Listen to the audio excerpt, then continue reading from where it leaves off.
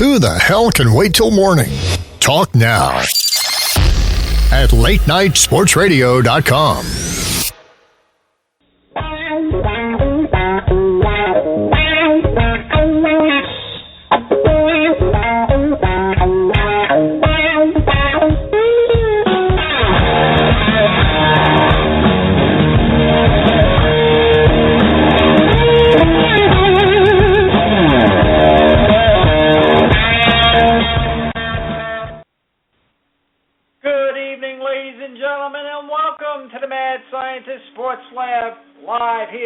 Talk Radio. My name is Nick Ficorelli. I am the mad scientist of sports, where the beacons are lit, the experiments are on the chalkboard, and of course the test subjects come rolling in.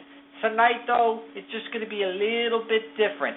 And the reason why is because I have an apprentice with me. That's right, ladies and gentlemen. My apprentice is finally here. You probably know him as the former co-host of TSC Saturday Night, my former show. You probably remember him from WTMY 1280 AM, the sports fanatic down in Sarasota, Florida, when he hosted a couple of shows down there. But he's back in the game, and we affectionately still call him Stat Boy, the number one apprentice and officially the substitute host of the Mad Scientist Sports Lab from here on out. Ladies and gentlemen, I welcome back, and it's not one time only because it's going to be a recurring theme, Stat Boy himself, Andrew Gluchov. Andrew, welcome home, baby. In the words of Independence Day, hey boys, I'm back. It's great having you back. We got an awesome show for you tonight. And our first guest is joining us right now. A little bit of background. This guy was a beast at the University of Kentucky. And he was drafted by the Atlanta Falcons. And what happened was, well, let's just say he got a bum rap. There was an episode in which his assistant coach, Brian Cox, number one to be short of words, but also could be a real jackass sometimes, gave him a nickname that unfortunately stuck, and he was cut. However, what he did after that was nothing short of amazing. He showed some resilience, and just this past off-season, he was picked up by the New York Giants. He has not given up on his dreams, but I can say that, there have been stories out there that have been pretty damn untrue and pretty damn unfair. And the reason why I've been following him and I needed him to come on the show is because there's a famous saying called, the truth shall set you free. We're going to hear the truth tonight. There's going to be no BS. There's going to be no filler. This is just going to come straight from the mouth of the person that all this happened to. And it's without any further ado that I need to introduce none other than NFL football player Donte Rumph. Donte, welcome to the Mad Scientist Sports Lab. You're on the air with the Mad Scientist Nick Ficorelli and the apprentice Andrew Gluchov. How you doing tonight? Hey, how you doing, Nick? I'm doing pretty good right now. Now, you and me have been in contact for the last, I would say, 6 to 9 months, and it's been building to this episode. And you and me have had some poignant talks, and it's about time that you come out and speak whatever has to be spoken. So I will give you the floor. And then after that, obviously, both me and Andrew will have questions for you. But the floor is yours, Donte. Go ahead and let everybody know what's been going on with you lately and why the story needs to come out the way it does. Well, just to set the record straight, I know there may have been some people perceiving my story in these interviews the wrong way. I just want to set the record straight that there is no bad blood between me and the Falcons, because I would have never tried to camp out in front of their facility, nor the movement would have never been called Rise Up Rumph. So basically, Now, when you camped out in front of the Falcons, though, it seemed to get some really a lot of mainstream press, but people took it the wrong way. So, just to enlighten everybody why you camped out in front of the Falcons, in front of the Falcons camp, and basically the reasoning behind it. Well, my reason behind it was to show courage for what I believe in, as well as to inspire and motivate other professional athletes to never give up on their dreams. I mean, I know sometimes in your career you hit speed bumps and you hit different obstacles, but as long as you keep God and you keep faith in what you're doing and you keep your eye on that vision, you will be able to get over those obstacles and over those speed bumps. So I'm just trying to basically put myself out there and show that it's okay to, show a little bit of humility just for what you believe in. So that's the reason behind my whole movement and why I camped out, as well as another opportunity to showcase how much I've grown in the past 8 months. Now, when it comes to getting the call from the New York Giants,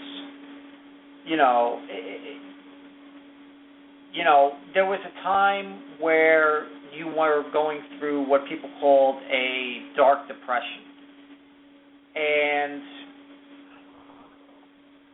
I want to know what was going through your mind in those 8 months while you set up, while you were getting ready to get into this, to get into the mindset of getting back into the game. Well, after being released, from the Falcons, I had a little bit of bad luck with my first agent. He basically just went and disappeared on me. I tried everything in my will to contact him: social media, call, text message, email, everything, and I could not receive a response from him. And as a rookie, you being released from your first NFL team, you feel like your dreams were pretty much shot. And it caused me to hit reality of the fact that football will not be around forever. And, I had nobody to depend on, nobody to talk to. I just went in the whole depression stage where I just kind of locked up. But through the grace of God, I was able to get myself together and get back on my feet with the help of my amazing fiance, who has been there for me through thick and thin, at my highest and my lowest moments in life. I was able to get back on my feet and get back on the grind. Donte, it's known that your first agent just kind of left you high and dry after you got cut, and as we know in the NFL, that happens to a lot of guys, even ones who become great, have to hit a few bumps in the early part of the road. Did you ever get a resolution with your agent? Did you ever get a hold of them before you changed gears, or that just never got resolved? Well, it never got resolved. And then, actually, I did get in contact with them. It took me for me to call him off of my fiance's phone to actually get in contact with him. And then when we looked online, we found out that he had a second number. So we called that number off of her phone, and he picked up immediately. So it was discouraging, but, I was able to get some closure with terminating that agreement with him. Did that help with the turning point with you? You were going through your dark days and looking for that spark of faith to kind of turn the ship around? Was finding that closure kind of part of what that got you back into the swing of, I still got the dream. I want to see the dream through. Yeah, it was. I saw it as a new chapter in my life. Starting over and just hitting the reset button basically, and finding someone that wants to represent me and represent me in the right way, and someone that I can find loyal and dependable even in my hard times. So yeah, it was. I would call it a new chapter in my life. And new chapter indeed. You got this tryout. You got called by the New York Giants. Did any other teams from either the NFL or the CFL or any other leagues contact you besides the Giants? Well, the week prior to the Giants, I was actually in New Jersey with the Jets, and they said they liked what they saw and that they will keep me on the short list and that they'll stay in contact with me. And basically the same thing with the Giants. They said they liked what they saw, they was interested, and I did a lot of good things, and that they'll keep me on the short list. So I was actually this past week in the transition of signing with a new agent. So I actually had California, Oakland, contact me, and I lost a little bit of contact there because of my transitional period between signing with a new agent. So luckily my new agent has some ties out there in Oakland, so we'll be able to rekindle that fire. Nick and I are not professional athletes. Unfortunately, I stopped growing at about 5'9.5", so it kind of ended there. But tell us from a professional athlete standpoint, what's it like finding an agent, getting with an agent? Because we hear about it, but we don't actually see what goes into the process. We just hear, oh, so and so has signed with whoever. It's a stressful process. Me personally, I went through it all in the past year. Everybody thinks, you get the best agent, you sign, and everything is good. That's not the case, because there are bad agents out there, and that are agents that try to sell you with things that they think you want to hear, but won't back it up because that's not what they believe in, or you don't share the same values as you do, and it causes issues later on down the road. Because you would never thought that, because their first impression was so great. They sold you with their first impression. You're basically sold on what they told you. So you're just it's just a difficult process, because you really never know their true character until the hard times come.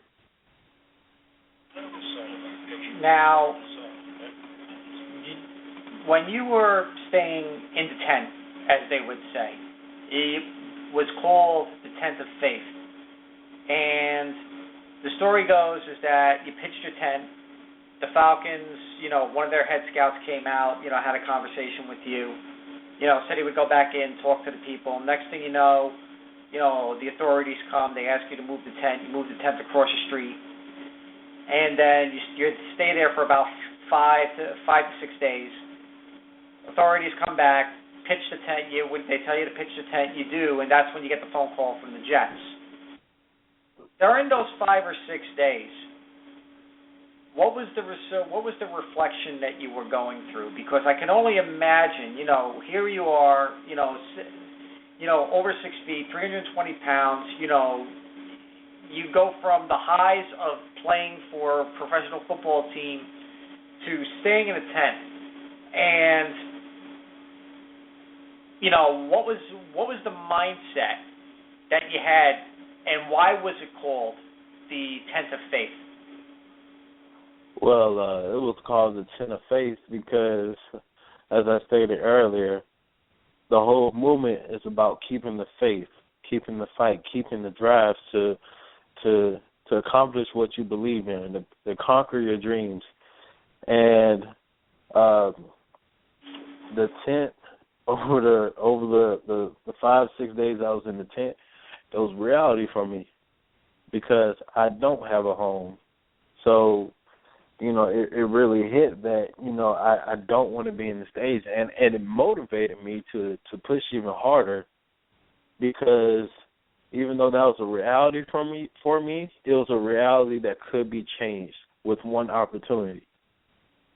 So my mindset was to change the reality of what can possibly happen because that tent was reality for me because I don't have a home right now. And I'm still fighting for an opportunity. I'm still fighting for stability to find a home for me and my family. So that tent was really reality for me. It really sunk in. It was a great experience. I felt like I've grown to know myself as well as what I'm capable of. And just the using the surroundings, things I found in the surroundings in my environment just to work out with, that was great also because, you know, you don't need a gym. You don't need some fancy gym. If you can just find some things in your environment, in your surroundings, it'll be better than the gym because I'm a country boy, so people who grew up maybe lifting weights. I grew up carrying logs and hay bales, and it's this term they call country strength. So I just kind of went back to my childhood with that because it was a struggle, and it's still a struggle. And I just want to let everybody know that regardless of what happens, what hardships I may face, I'm not giving up. Now, the tryout with the Jets was right before the draft. They did not offer you a contract. And then after that, you had your tryout with the Giants, your phone call with the Raiders. Where does everything stand for Donte Rumph right now after the tryout with the Giants as well as the phone call with the Raiders? Well, to keep fighting. I'm not going to put all my eggs in one basket, depending on one specific team. I mean, I'm available to any club. I feel like how much I've grown over the past 8-9 months as a person as well as a player, I will benefit any club. I've been working on my technique. I've been working on different things. I've been studying film. I've been studying greats. I've been studying Michael Strahan, Warren Sapp, all of the defensive linemen greats as far as Hall of Famers, and just trying to follow their philosophy and learn from them and how they do things. So my mind is open right now. Failure is not an option in my mind. It never was and it never will be. Well, Donte, I have to say your story should be an inspiration to anybody that wants to play the game of football. Not many people know about your upbringing. Not many people knew about your story until it got picked up, in the beginning of May with regards to what happened. And I got to say, I am in awe of you for putting up this type of awesome fight to get where you want to get. And I hope that, some team does decide to offer you that contract so you can settle down for yourself, for your family, for everything. Because to me, you stand for what's right in this world. Any normal person would probably, think about giving up. You never thought about that. Lord knows, what was going on in your mind, during that time after you got cut by the Falcons and staying in the tent and everything like that. But the perseverance that you have shown has been nothing short of amazing. And I applaud you for everything, and I do hope somebody gives you that opportunity. And I mean that sincerely from the bottom of my heart. And I will be one of your biggest fans. I will be following your trajectory. as to what happens to Donte Rumph, and now until the future. And I think I could also speak for Andrew in saying that, we are definitely 110% rooting for you, and we will continue to beat the drum for you. I mean, I was there 9 months ago when, everything started to happen, and, I've been following his story, and we will do whatever it needs to be done to continue to take that story to the next level for you, in which people know, who the real Donte Rumph is. So, whatever you need done, sir, just do not hesitate to ask either me or Andrew. We will, do whatever it takes. So, to continue to publicize your story, to continue to hopefully someone listens in which they're like, you know what, so you'll get another phone call and let us know that you get another shot somewhere, because it would be foolish and foolhardy for any NFL, CFL, AFL team, whatever it may be, not to give you a shot to play football. Thank you so much, Nick. And, I really appreciate you, allowing time out of your busy schedule to come on and, share my story and share a little bit of my background and who I am and what I stand for. This is bigger than me. I'm just trying to be a tool in God's hands. That's how I look at it. And, everything I do is to glorify Him and, to make my family, my fiance, my 2 kids proud. So, it's bigger than me at the end of the day. I'm not doing this for me. I'm doing this for everyone else that I inspire and that I motivate. Andrew, you have any final? Yeah, Donte, one of my favorite Will Smith movies is The Pursuit of Happiness. And I don't know if you've seen that, but it's a similar situation. Will Smith ends up homeless with his kid. Situation looks real bad, but he gets an opportunity and busts his tail and has to actually work behind everybody else to succeed, but he never gives up. And I sense a similar spirit coming from you. And your story resonates a lot with me. I was 2 steps away from being in a similar situation as you back when I was in middle school. And so even though I didn't, and I ended up still with a shelter over my head, I was in a bad place for a while until I gained clarity and perspective. And for a 14-year-old kid, it's a little more difficult than a 25-year-old adult to figure it out. But I got to give you all the credit in the world. I've seen smaller things break people, and you don't sound broken at all. And keep your chin up, man. You'll get there. One way or the other, you'll get there. Just keep the faith. Thank you. I appreciate it. And I just want to take this time to say that everybody that's listening, please follow me on Instagram and Twitter at Donte Rumph NFL. Shout out to my agent, Scott Bergman, and a special shout out to my amazing fiance, Jess Love. I love you, baby. And this is for you and my 2 kids. And I just want to let my 2 kids know that Daddy loves you. That's awesome.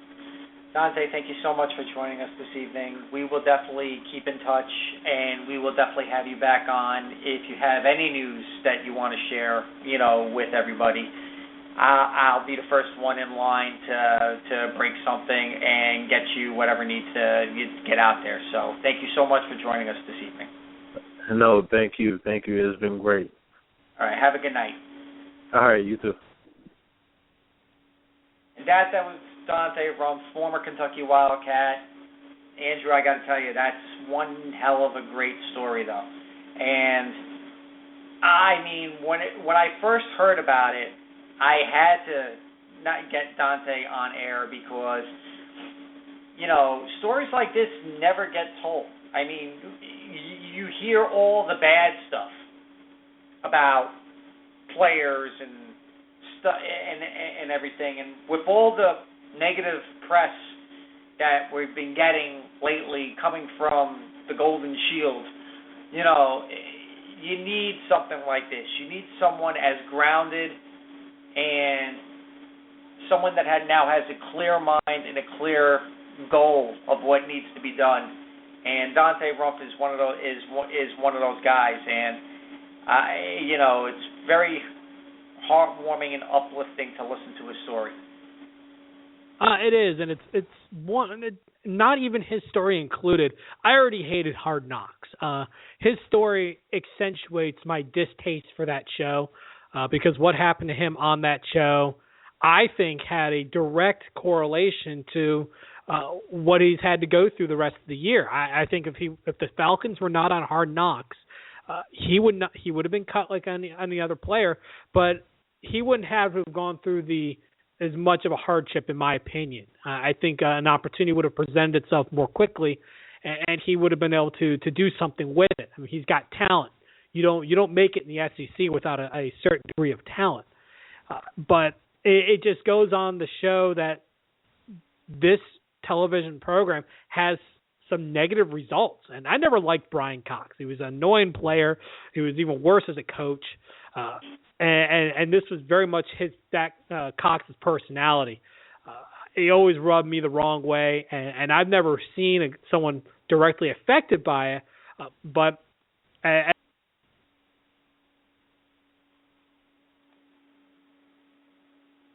And you just cut out. Always waiting. Did I? Am I back? Yeah, you're back. Oh, sorry about that. My normal PC is out of commission, so I'm using the backup today, so I apologize for that. But what I was saying, and I don't know where I disappeared, was that we don't see what goes on in the locker room. So the show showed us that there's a lot of dark stuff that goes on there, and Donte got the short end of the stick here. But I got to tell you, between the time where he mentions his Twitter handle and we got off the phone, he got himself a new follower in me. I know, and what do you call it? And like I said, I've been following him for quite some time. And when I saw the story come out, in early May, I was one of the first people to reach out to him and go, "Is this true?" And he told me, he was like, "Yeah, this is all true and stuff." And I was like, "Okay, well, whatever you need me to do, whatever you need me to do, I'll do. I mean, if you want to come on my show and tell your story, great." And what ended up happening was, ESPN, all the major networks started picking up on this. But then after that, Deflategate started once again, and well, guess what? They all flocked to New England and Tom Brady and all that stuff, and they leave him by the lurch. And I was one of the only people, from the independent scene to, keep in touch with them and go, "Look, whenever you're ready to come on, come on." And we finally set it up for this week, and it couldn't happen. I was just, I had a smile on my face because his story finally got told. Yeah, it was in the local press like the New York Post and, 11 Alive, some decent publications in the Northeast, but, I'm really happy for him. And I have no doubt that he's going to make it.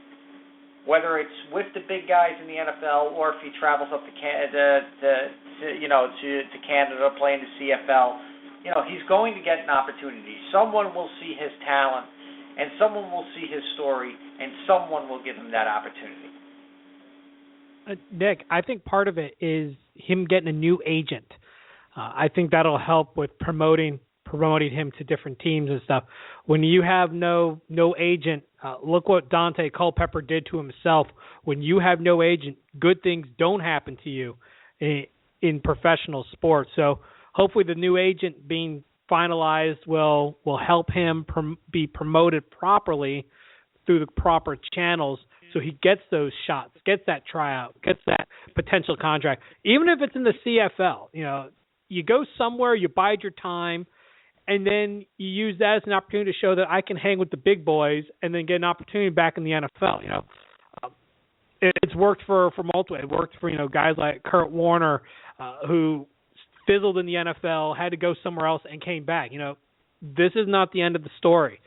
There's a lot of guys who do not do well initially, or something happens, an injury, some sort of circumstance happens, and they don't make it in the league, but then they get another shot later and excel. So, the faith that he has is very heartwarming, and hopefully the universe responds to it and gives him an opportunity that he's working really hard for. And his agent, if nobody caught it earlier, his agent's name is Scott Bergman. He is the principal of the law offices of Scott Bergman. He not only does regular criminal defense, business litigation, but he also does NFL player representation. And Scott, you got a good guy there. Do the job right. Get him a job. Trust me, it will make your life so much more complete. Let's just put it like that. But again, his agent, Scott Bergman, kudos to you, sir. You got a good guy. Just get him another opportunity, and we'll, and make the story finally complete. So, with that being said, speaking of agents, we have a super agent with us tonight. This guy has been in the business for 30 to 40 years, and he's had some amazing clients. But not only that, he happens to be very shortly an accomplished author, as he just his book, NFL Bruiser. I am honored to have him on my show tonight to talk about not only his career as an NFL agent, but about his book. Ladies and gentlemen, the venerable Ralph Sindrich. Ralph, how are you tonight? I'm doing super, Nick. Thanks for having me on. It's very kind of you. And I'm you're talking about how far going back. I'm 65 years old now, so it's a Saturday night. I don't know how many of these I'm going to have left in my lifetime. So I'm looking at a bottle of Jameson, and had a little bit of ginger ale, and I couldn't decide. Wine really does me in, but I figure I had to kick back a little bit and do the old develop thing, and I do that with a good friend of mine in the building, old Morgan O'Brien. But thank you for having me on. Hey, no problem. Now, your story is actually pretty uplifting as well, because you came from, an economically challenged background in Avella, Pennsylvania. You became an All-American football player and wrestler at the University of Pittsburgh. You were a linebacker in the NFL for 4 years, and then you became a nationally recognized sports lawyer and agent. And on top of that now, you have a book, The NFL Bruiser. So how did NFL Bruiser come along after accomplishing what you have accomplished throughout your amazing career as a sports lawyer and agent? Well, I have a big smile on my face. It makes me feel good. Thank you. It is NFL Brawler, BRAWLER. Although I in the book I do say at the beginning I was called Bruiser among other names, but I do. It's a wonderful opportunity to be able to give thanks to a lot of people, and this being an appropriate time. One of them was a guy by the name of Mario Gabrielli, who was my Little League coach, and he was offered a scholarship to Waynesburg College, but he passed it up, and he fought for his country. He went over into Europe, and when he was over there, one game against Washington High School or Trinity, one of the two, he scored all the points. It was a 6-0 loss, but he was over in Germany, and there's shelling going on and everything, and he went into a foxhole, and he met a guy by the name of Ed James, who was a guy who he played against, and that was the greatest moment in his life, because he drop-kicked 2 points, and he got a safety also, a drop point, 3 points. It was a field goal. I didn't even know they did that back then. But in Germany, he had his leg blown off, and his dream of becoming a professional football player died there, and he became our Little League coach. And we just had great lessons from Mario. And one time during the when it was just really cold outside, and we're going to play a game. Why would they ever play at Thanksgiving? And it seemed much colder back then. But there was rain coming up, and we were playing a district more than a couple times our size, and Mario to make us tough, and he had his leg blown off. So he had a cane, and he limped over, and he put the ball in the middle of a cold mud puddle, and it was raining and sleeting that day, and he just told us to go after, and when we were done, he just said, he pulled us all together, and he said, you guys think I'm hard on you, and I hear the talk, some of you thinking because of losing my leg. I did this to make you guys tough, because when you're out there, you're playing, it's going to be cold, and things are going to go against you, and you'll think that you won't be able to go through it, but you will, because you're going through it today, and it won't be as bad when you play, because they'll call the game off. And old Mario on that day when we played him, we just it was guys coming out who they had maybe 2-3 times our size of a Vela. That's out in the little old boondocks, and we just kicked their ass up and down the field. Now, it's amazing that you pretty much have done it all. I mean, you had clients that were the foundation of any team. That were either underpaid, underappreciated grunts to some of the best known compensated players, in the NFL. And Have you been reading my book? It's not out there yet. Well, what do you call it? You have the history down. I have my Nick's way. a hacker. Well, I'm not a hacker. Come on. But no, in all seriousness, as an agent, how do you find the time? I mean, you go from pretty much, from one end of the spectrum to the opposite end of the spectrum. I mean, you were out there fighting for the little guy, to, get them that, get him into the NFL, get him that salary. And then you had the clientele where they had to get the top, the top dollar. How did you balance, your clients in such a way that, you made the time not only for the type A alpha dog, but for the type B, for the type B grunt? It had to be, now I'm not even close to being an agent or anything like that. But if I were in your shoes, it would be a very fine line to keep that balance, to keep everyone happy. Oh no, not at all. You see, I was one of those little guys who struggled to make it. I love being able to impart that type of knowledge that nobody else could get these guys, how to stay on or how to make a 43-man roster, things that you do. You're on the sideline. You play all the special teams. You're no big shot now like you were in college. You're there. You learn the special teams. You see the guys when they get nicked, they come out to the sideline. You let the coach know at that position. You let the special teams coach know. You let the backup guy know. You let his backup know. And you got those guys remembered. When it comes time to get cut down time and they're looking for guys to keep, if you're anywhere equal with any of the other guys, you're staying. Now, it takes a little more work and all the rest, and it may sound like a kiss-up, but it's more than that. It's you're feeling your part as a member of the team. So I understand that little guy, but at the same time, it was nice to have Will Wooford, who was the guy a lot of people hear about, but he was the guy that formed the whole movie, The Blind Side. He was the guy that had a contract. It was a landmark contract that would make him the highest paid player. And I inserted that in with old Irsay, and Irsay was called the devil. I got a whole nother story on him. But only Bob would put that in there, and it was a screw you provision. It made him the highest paid player on the Colts. Buffalo couldn't. It was a poison pill. Buffalo couldn't match it because they had Jim Kelly and Thurman Thomas. And that's when, there was a whole big, the NFL, I really pissed off the NFL, and they sued me on that too. And that's, by the way, one of my better chapters, I think, is NFL versus Sindrich, because I get down and dirty. The language is a little bit tough, but that's what happens. The NFL would look for retribution.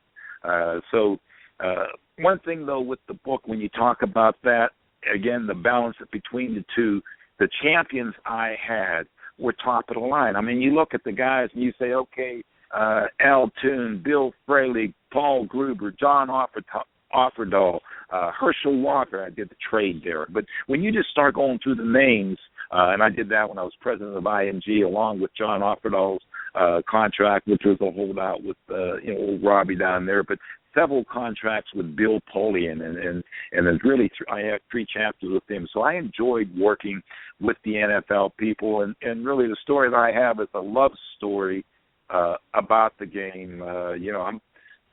This was my way out, and it did me everything, and I am nothing but appreciative. That's not to say I don't see the wrongs and don't feel obliged to point them out and have the ability to fight the NFL. There aren't too many people that can do that, and quite frankly, and I say it in the book, all the battles that I had, I think I was over 95% of wins, but things that you learn from ball that helped you against these guys. One of the things I was looking at, you talked about the Wolford contract with the poison pill. We've actually seen that more recently with like Jake Hutchinson and a couple other players where that same kind of provision was put in there. I guess it's kind of I guess it's all about retro. What was in then is now big now. Well, it was supposed to. That was a loophole. And they were pissed. They sued me, and I have that chapter, NFL versus Cinders. I mean, they sued me on a bogus type thing dealing with Wolford, and I kicked their butts.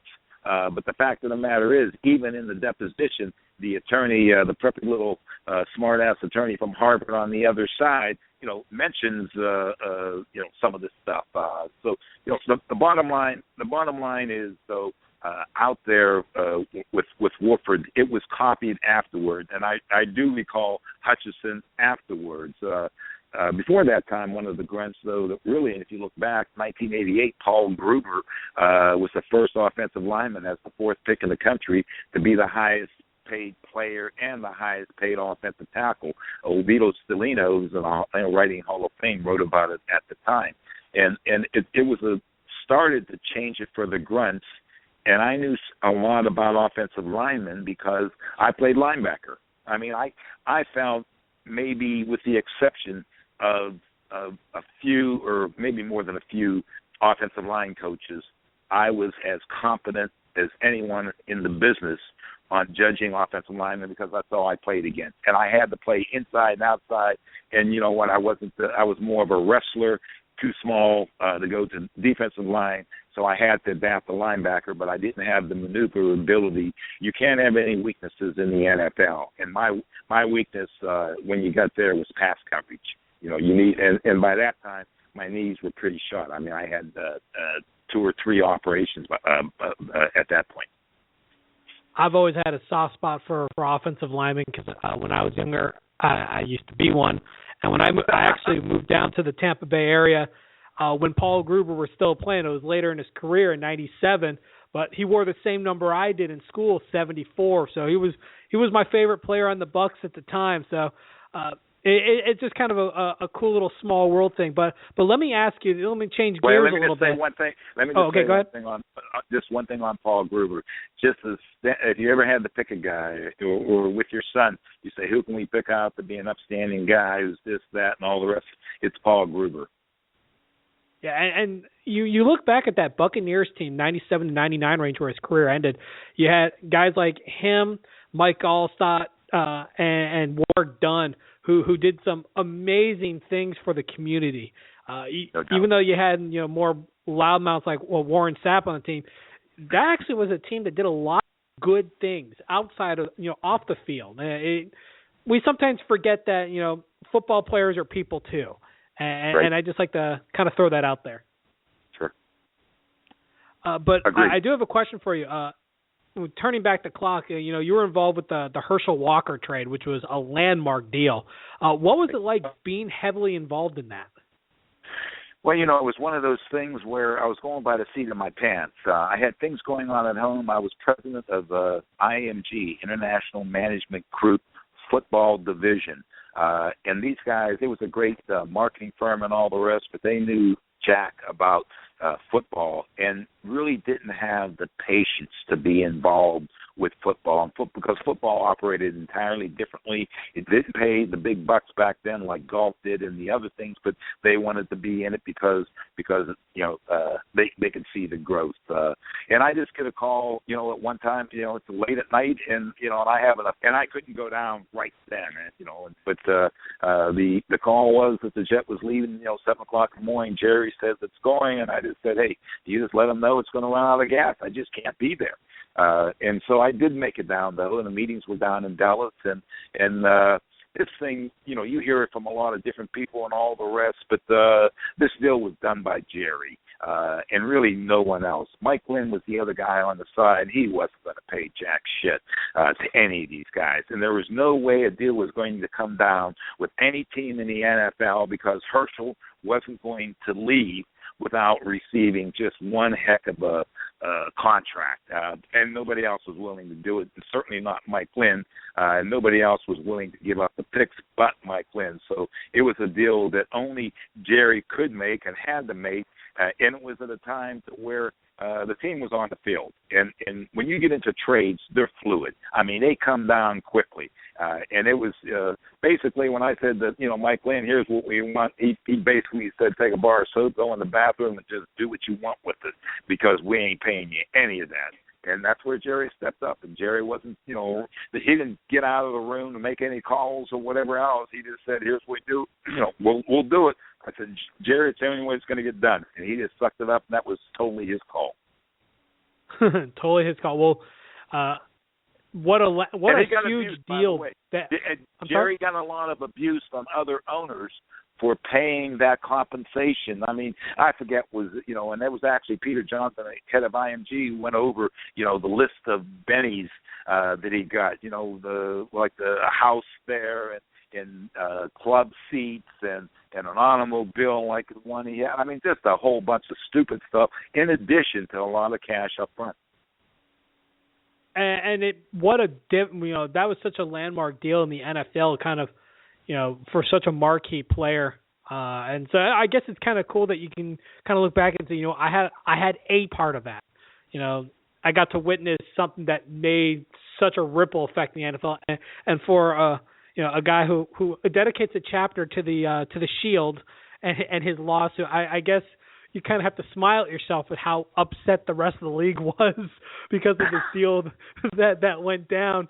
I love seeing the Shield and the NFL office kind of squirm, with all the things going on, because it shows that they are indeed fallible and not perfect.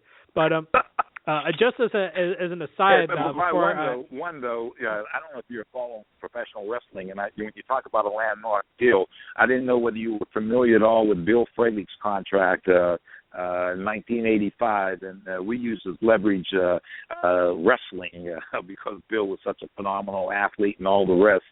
And it was WrestleMania 2 that was coming up, and Bruno Sammartino was a local wrestler, champion, and just a teddy bear of a guy. I became friends with him at the School for the Blind when I played at Pitt, and used him as leverage when I called in Tom Bratz, and basically I knew the Bratz, and I don't know how much time we have, and I don't want to suck up all the time. How much time do we have?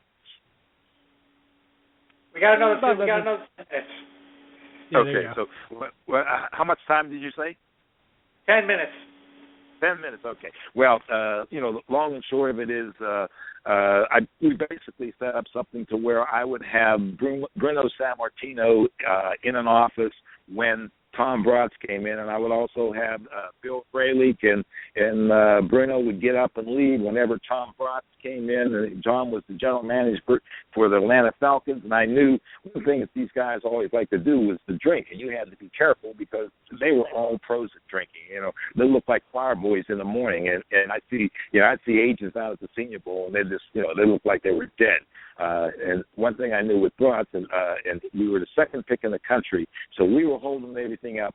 Bruce Smith had already signed by my buddy old Bill Polian up in Buffalo, and basically Freilig's old man said, Ralph, my son, I love the son of a bitch, but I tell you, you you got to get him as much money now, but you got to protect him in the future because he'll spend every damn dime he gets.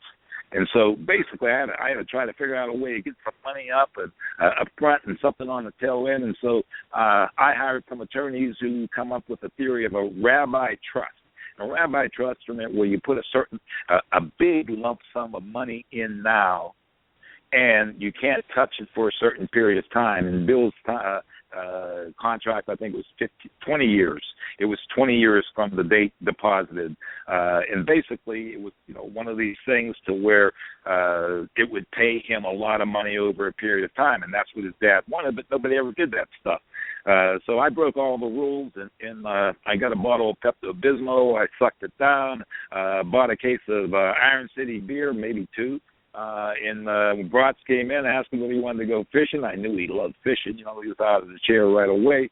And we go, and we're drinking beer and fishing for trout at my dad's pond out in the country. And, it's just a little farm pond. And basically, we do this contract, and it was a rabbi trust. And it was one of those that paid him $150,000 a year for the rest of his life. Never been done before, and never done afterwards. I don't know why they let it through. I think because we were drinking. Tom and I were just drinking some beer, but it was done on paper. And at the end, when we had looked at our lines, and both of us had fish on our lines, and I pulled mine out and pulled out the hook, and blood got out onto the paper that I had written as a contract. And I looked at Tom. I said, well, at least I can tell everyone I got every last drop of blood out of you guys. And but it was one of those deals. It was $7.6 million or $7.7 million, and Bruce Smith, the number one pick. And I got to go back on this. I'm pretty sure I'm right or close to it. $2.6 million total, something like that. So it was one of those. It was just it happened under the right circumstances at the right time, and really a good story. A lot of that though has to do also with the mentor that I had, a Korean War veteran, also a union boss, Bill Freilich Sr., who was this one tough SOB. And that's another whole chapter in the story. But he is the reason why Billy became the type of player, and really the reason why Billy got that contract, because he was strong behind everything all the time. The one other contract that I remember very well was James Farrier. And I remember it was 1997. He had an agent, and that agent pretty much was really just not working out too well. And I remember when I got I was watching Sports Center at the time, and they mentioned that he hired you as an agent. And the first thing I thought of was, oh boy, the Jets are going to for a little bit of the Jets front office right now is going to be cursing because Ralph Simmons right now is going to get is going to get Farrier his money, and sure enough, you did everything and everything under the sun. Well, it was one of those things to where pushed on him at a very late date was a zero signing bonus concept. And, this was a Bill Parcells. And, Bill Parcells can be not only a persuasive son of a bitch, but, he can also be, one of these guys who'll try to push you or bogart you. And with me, there were times where he tried to get me to compromise my duty to my client. Never happened. It will never happen with me. But it was one of those situations to where, why would you want to change after that late time? I come in at the 11th hour. Here I am, boys. James hired me. All of a sudden he wants this deal. And by the way, add a little bit more to it. And I think I took them all the way down to maybe $10 in their salary cap, and got hoarse screaming at old Mike Tannenbaum, who's down in, and that was I think one of his first big contracts, and with Polian, and I threatened to kick Polian's ass over one thing or another. Not Polian, well, we did that too, but with Parcells, but also, there were times of making up too, where I sent him up a case or two of Iron City beer, and he was always appreciative. So there were a lot of stories going back at that time. But yeah, I was brought in like as a, kind of a savior. It cost a lot of time. But there were some chicken crap things that went on there later too, after in Ferrier's contract, like towards the end. And first, he was playing out of position, and that happens a lot. I mean, I had a guy, Trev Alberts, with old Bob Irsay. It wasn't him, but Bill Tobin. I mean, these knuckleheads put him. He was anything but there, an inside backer. So they put him in the inside, and he gets chewed up. They put him as a sit and read type of guy, and I played linebacker. This guy was an attack guy. You put him in the Pittsburgh type defense like a James Ferrier, and boom. But the James was more of an inside guy, and they were trying to make outside up with the Jets. And so, sometimes talented athletes get put out of position. Things happen that way. But of course, history is that it was the best free agent signing for the Pittsburgh Steelers ever, and James went to the Super Bowl, Pro Bowl, and all the rest. So it ended up being a great story. Well, Ralph, I got to tell you, I mean, the amount of knowledge and the amount of backbone that you have when you go up against like everybody when it comes to the when it comes to negotiating. What do you call it? If I were a GM, I would cringe because I know what I would be getting myself into with you. I mean, you pretty much no holds barred, take it by the bull by the horns, and get what you got to get for your clients. And your track record speaks for itself. I mean, there's just no bones about it. I mean, if there was, and I'm not saying this to blow smoke, and I'm saying this is the truth. If there was a Mount Rushmore of NFL agents, your face has to be up there. It would be you. It would be you, Steinberg, Shatsky, and God, the guy that escapes my name right now, and Gilbert, and the four of you right now would have like the biggest smiles on your face because what you do. Like I said, not only for your Type A clients, but for the Type B and even the Type C clients. You guys go out and do what you got to do, and I commend you. I salute you. Why don't you let the people know before you go a little bit more about the book and where everybody can find you on social media? Well, first it's sin like in Cindy and rich like in money, and I don't have any, and using that, I'm going to use that every time you ever hear me talk because I don't, it's like even at the funeral of my Little League coach, Ab Rush, who died after, and I will say, one of the things about my book is I give love back and respect back to my coaches. Abby Rush was my Little League wrestling and football and baseball coach, and he was a guy. I went to when I went to a Waynesburg wrestling tournament, and over there, and I really just got my ass kicked, and it was junior high. And this guy had a beard. He smelled like cigarettes, and he would beat the hell out of me.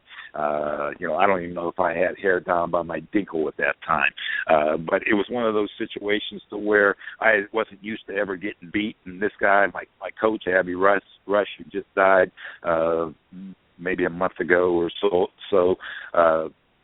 held me all the way back. It probably have authorities looking at him while I cried in his arms, and we came up with a plan. And it was, I was going to go to wrestling camp, and it was with my dad, AJ, and at the time there was Russ House wrestling camp up, and he was a coach at Bloomsburg State College, and he had a camp up in the Poconos Mountains, and guys only went there for a week, and then they'd have a new crew come in the next week. I didn't know any better, and my dad wanted to get rid of me anyway. I was such a pain in the ass, so he sends me up to this camp for 3 weeks straight. Well, I come out of that camp and I'm a bear. I mean, no one scores any points on me until the regional finals against a guy named John Deano at Trinity High School, and we went into overtime and I beat him. But the point was, it was a little league coach, and it was Ab who came up with that plan, and also the little league coach when I was at the Hall of Fame, and excuse me, not the Hall of Fame, but when I was in high school in football, WPIAL, I was MVP of the smallest class, Class B, and I went to the banquet, and Ab took me in, and Al Abrams, who always took care of me, just a great, great man. But I looked like a bum. I looked like a farmer. I don't know what the hell I had on. Maybe I think a sport coat. It didn't match, and it was just. And Lloyd Weston was the All-American at the time, first team All-American in the high school, Mr. Everything. And he comes in, and he has a tailor-made suit on. He has an ascot in, no tie, this, that, cufflinks, and I wanted to leave, and I guess I'm maybe behind the bleachers where we were sitting, and trying to get Ab to take me home. And he said, "Ralph, I just want you to know, and you know this, we're staying here, but ain't nobody care what you're wearing or where you've been, only where you're going." And I always remembered that, and remember him in my book. And Ab is I'd always say about Mario, I miss you, pal, and I say that about Abby. But I did get the opportunity with Abby. He presented me to the and Mario. Mario's been dead for several years now. Both presented me Mario at the Pennsylvania Hall of Fame. And I was just extremely honored to have Ab there. We were able to live through some stories and then have him out in the audience for the WPIAL Hall of Fame. Well, they didn't have a presenter. And so it was one of those things to where, you always pray that you have an opportunity to show someone that you love them and to give back.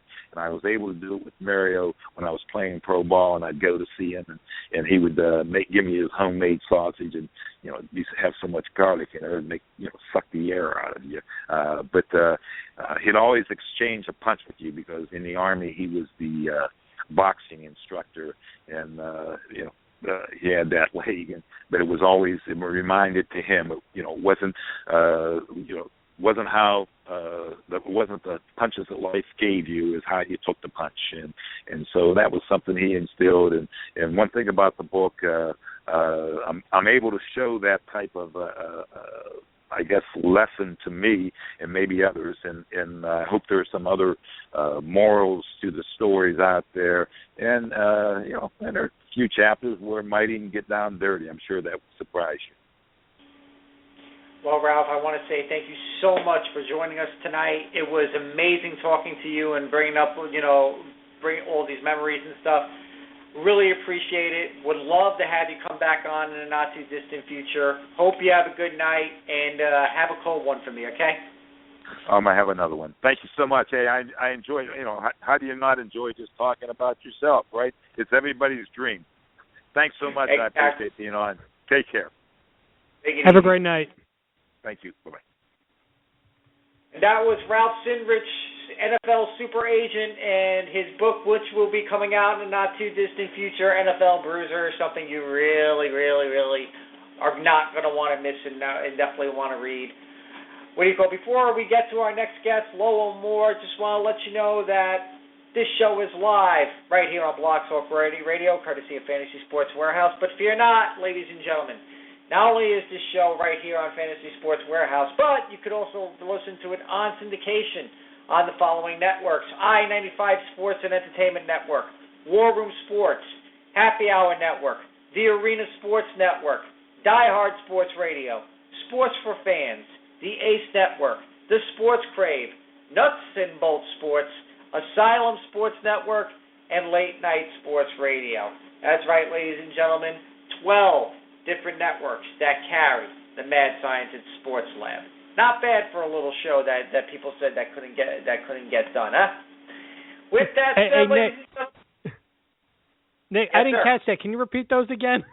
We got a guest that we got to get on now. Come on, Drew. What do you call it? I did my spiel over here, but thank you. I'll mention it towards the end of the show. Actually, this guy's down in your neck of the woods there, Drew boy, because this and guy... And where I'll be tomorrow. This guy, it's amazing the concept that he brought 15 years ago out in California, and it has all come to fruition. Every Labor Day, he has this amazing conference in Orlando, Florida.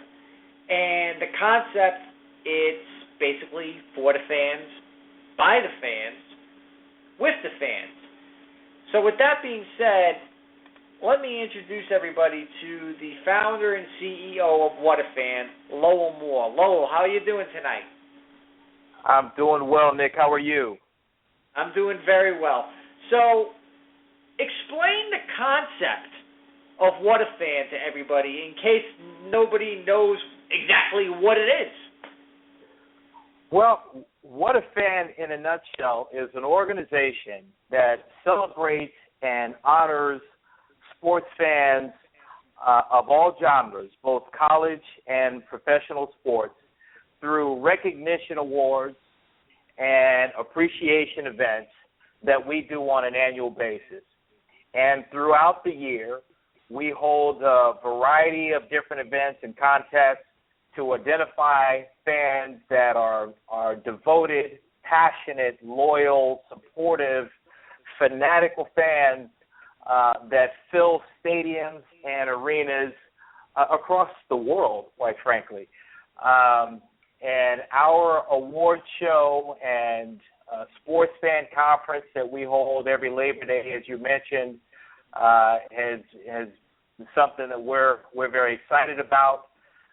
We continue to grow it and expand it, and we've been really excited to honor and pay tribute to sports fans. Now, as a when you thought about this 15 years ago, did you think that it would morph into what it is today? You know something, as a matter of fact, I did. I actually have the original PowerPoint plan that we created, and it was actually 16 years ago. We began as a television show.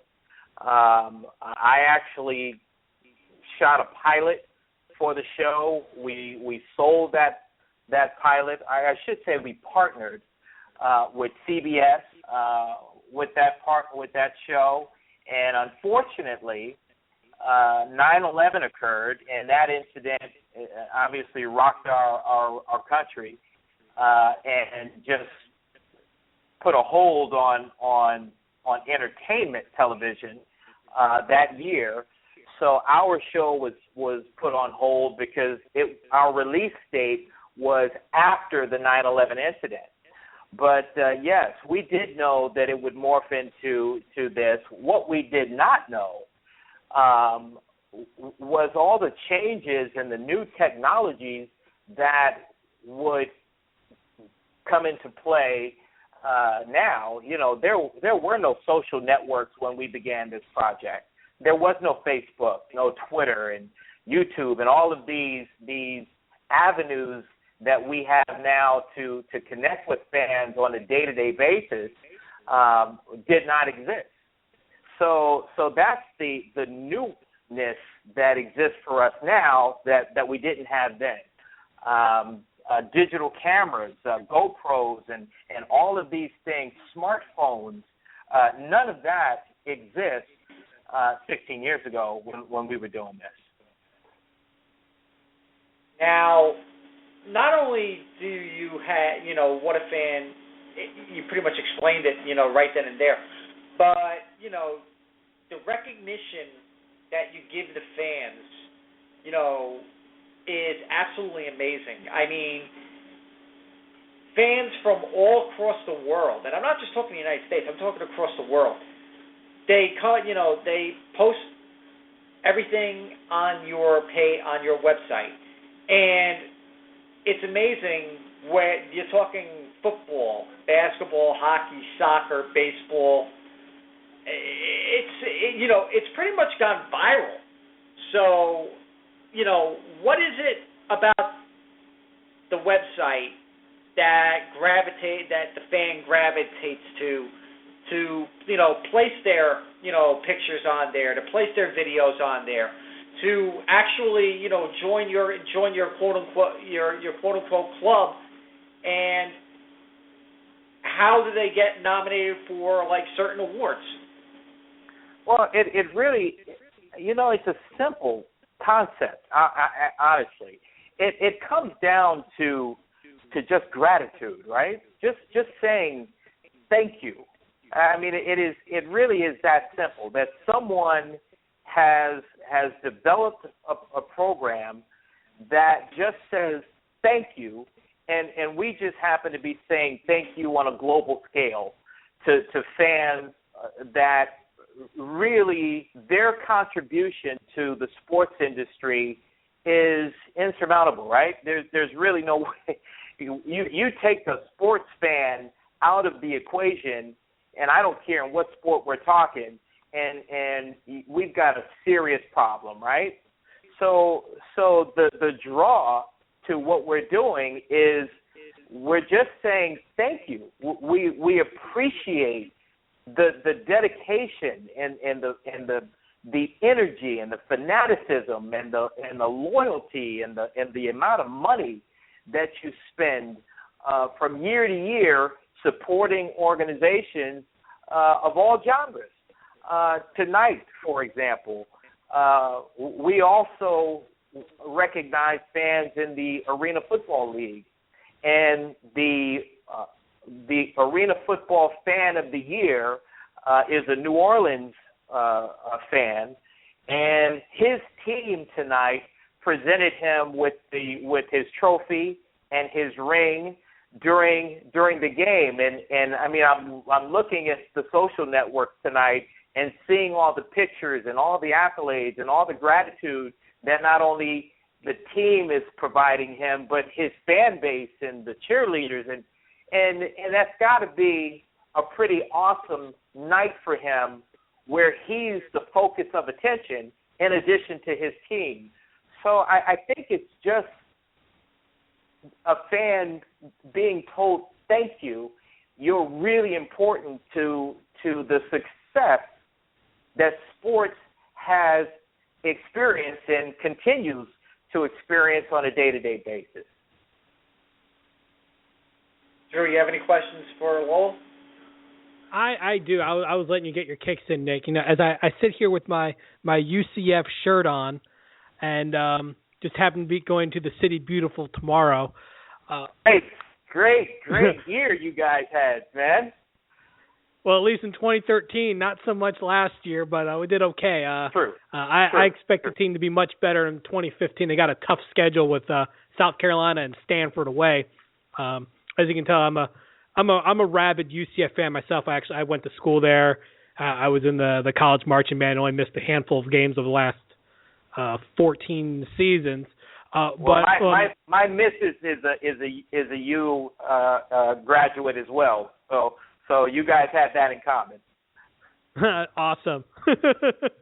But what drove you to pick Orlando as the center point for this event? I mean, Orlando is not by nature a sports town. It's becoming one.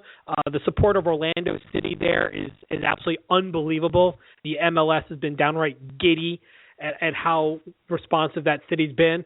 But what drove you to Orlando? That's a great question. Well, my family's here. I was actually I was based in Los Angeles. What a Fan was created in Los Angeles. Our pilot episode was shot in Los Angeles. My most of my contacts were in the Los Angeles area, but my family's here, and my daughter's here, and my grandchildren are here, and the neat thing about Orlando is it is a central location. It doesn't have an NFL team.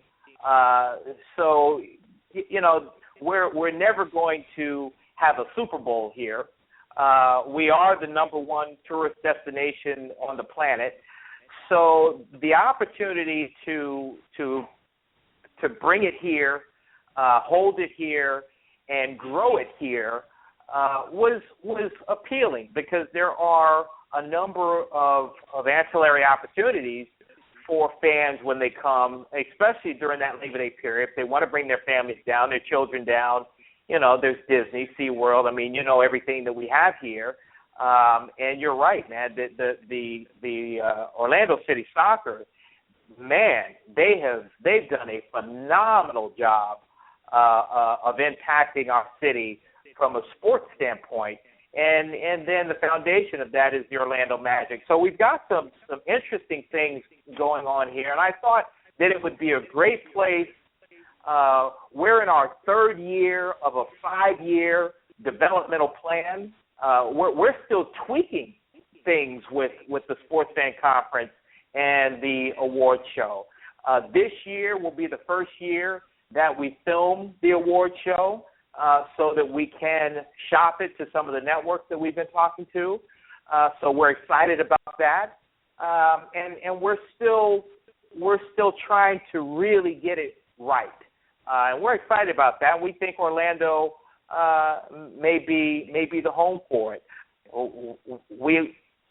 When we first decided to do the conference and the award show, we actually thought about Las Vegas and Los Angeles, only because I was based there. But it was almost launched in the Las Vegas area. But I thought Orlando was a little more family friendly for what we wanted to accomplish. So because my alma mater, it just happens to share the city. Let me try to lobby the home field advantage, so that one of my fellow Knights can get an award or something. They will be in town. There is a game that Thursday. Just happens to be, Nice. It's funny that we haven't had a Knight nominated yet, which saddens me a little bit, because there are some great fans out there. We have had Orlando Magic fan not only nominated, but the fat guy, I'm sure you know the fat guy. Yes. He won the inaugural year in 2013. And we've known Dennis I've known him for 25 years, since the Magic came to Orlando. And, man, he's always been a phenomenal fan. So I was pretty excited when he won. I'm also glad that I don't choose any of the winners. All of the winners are selected by a media committee that we have, and they're all very high-profile media personalities that we keep anonymous, so that fans aren't badgering them and trying to rally their interest. But they've done a really good job of selecting the winners over the last couple of years. I definitely got a UCF super fan that could definitely be nominated. It's not me. All I have is a ridiculous jersey collection of UCF stuff. I wouldn't count myself as a super fan, though. But I do have one. How would I be able to try and nominate someone? On our website, on the What a Fan page, www.whatafanshow.com or whatafan.com, will take you to the same place. Under the What a Fan Awards page, you'll see a nomination submission button, and have them click on that button and fill out that information and in detail, because it represents about 80% of the judging for the media, and we'll review that. My team will review the form, and then we'll contact him if he is selected to be nominated. I actually loaded the webpage right when you gave me the site. first thing that pops up, guy who lives in the city right next to me, Dick Vitale. So I'm already seeing a nice Florida flair. Got to add a little more Florida power to it. Maybe even nominate myself for the ridiculous number of sports jerseys I own. Nick will tell you about the closet. Well, and you know something, and I want to touch on just how awesome this award show is. You know, we hand out 12 awards. We added a children's category this year, which we're really excited about, ages 4 to 12. And one of the big awards for the award show is called the American Sports Icon Award. And it really does represent what it sounds like. It is a person that, you know, when you talk about their particular area of sports, in Dickie V's case, it's college basketball. There's no way you can have a discussion about college basketball and Dick Vitale not be part of that discussion. He is an American icon, and he was our first winner. And last year's winner was Muhammad Ali. I'm sure everyone understands and recognizes how powerful that. Yeah, exactly. If you don't know Muhammad Ali, you've been living under a rock. Understatement of the year. But yeah, I mean, you're right about Dick Vitale being the epitome of college basketball. I mean, he pretty much is synonymous with it. But I think what makes him even bigger is all the stuff he does with the Jimmy V Foundation. They had the huge Dick Vitale Gala just last week, not far from where I live. I think it's great that you're able to use, you know, some of these big names, him, Ali, as almost like poster childs. You know, this is a great example of the super fan. You know, it doesn't have to be a regular person. It could be anyone. Anyone can be a super fan. But exactly right. I like how you're doing it. Well, the other thing I'd like to touch on is you know, as we have worked with all of these fans around the world, you know, we find that they're really compassionate people as well. They're extremely active in their communities. They align themselves with causes that make a difference in people's lives. We, in 2013, started a campaign called Fans Against Child Abuse. And we're so excited about it. We have galvanized a number of fans across the country, and we've created banners for them, and we provide these banners for them for free.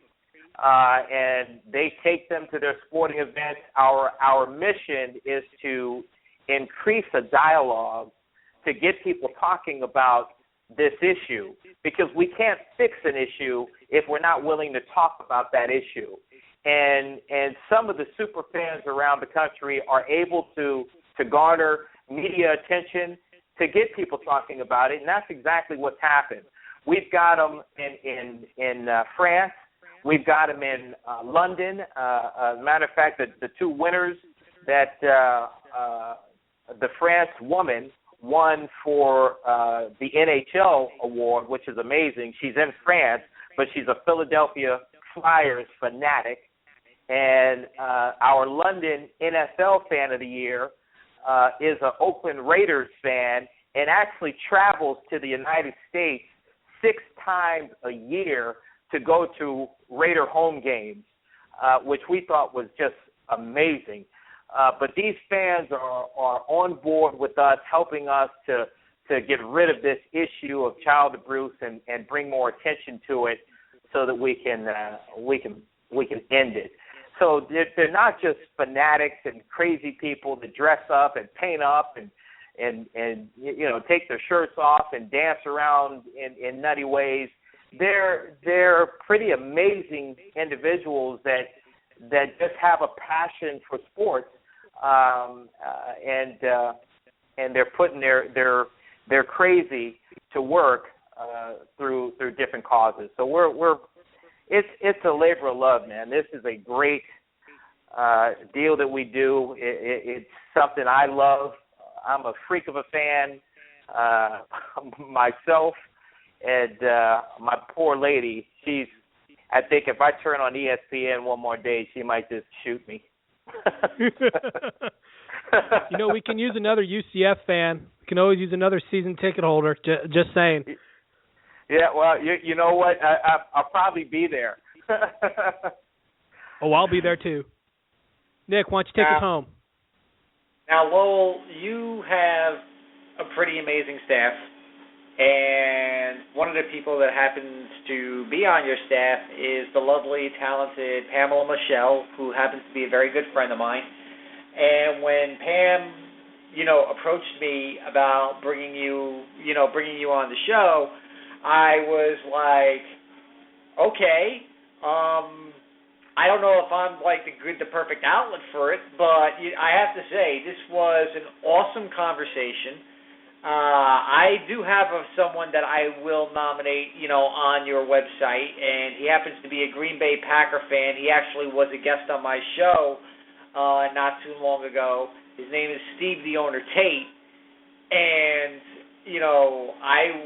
there's a guy that he was actually up for the Packer Fan Hall of Fame and took part in the ceremony. He was one of the 5 finalists out of tens of thousands of nominees.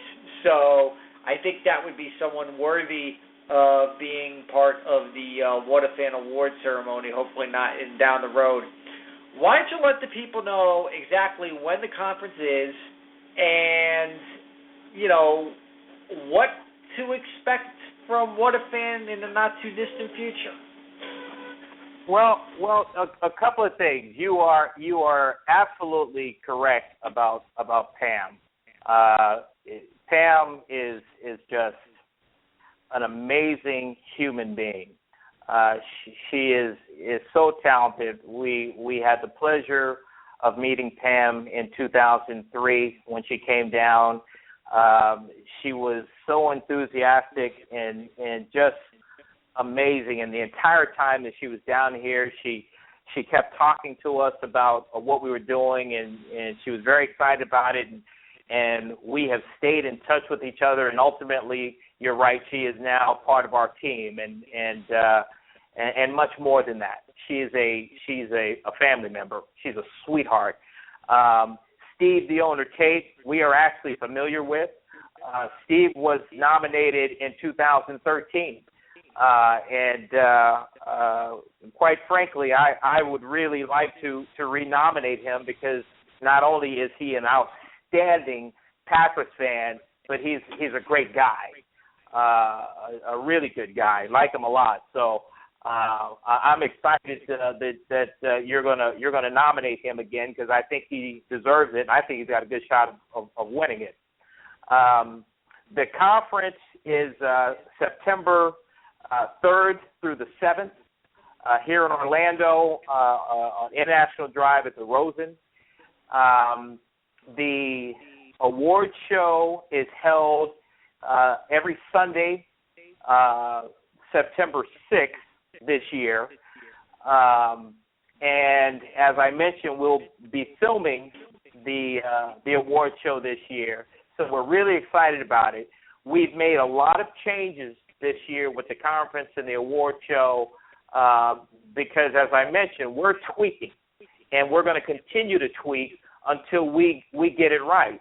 And these types of opportunities, and I can't thank you enough for allowing us this platform that you're giving us to talk about what we're doing and share with your listeners about What a Fan. I am grateful. I really am grateful.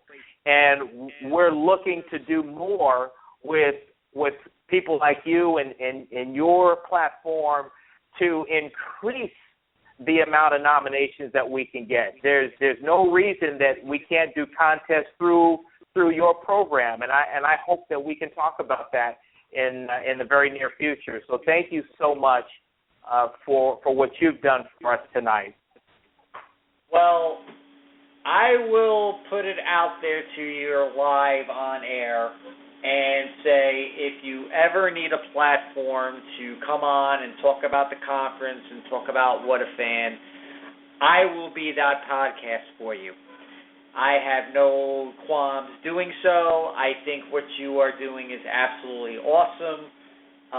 You have an amazing staff, especially Pam, and I will beat the drum for What a Fan if needed, when called upon, whatever you need done, I'll do it for you. So you can you can write me up, sign me up, do whatever you need to do. But Nick, you should cover the event. Cover the event. That actually does sound like a very good idea, Drew. I'm glad you were going that way. And that's something I definitely would like to talk to Lowell and Pam about. I would love that. Although I will say this right now, I think he's listening. Andrew Fishbane will probably going to have to have a dog collar match, because between me and him, there's a lovely lady in the middle of everything in Pam, because Pam is a co-host with Fish. I don't know if I'm going to be stepping on some toes there, but this is all in jest, by the way. I know Pam's but I will say this. I will say this though.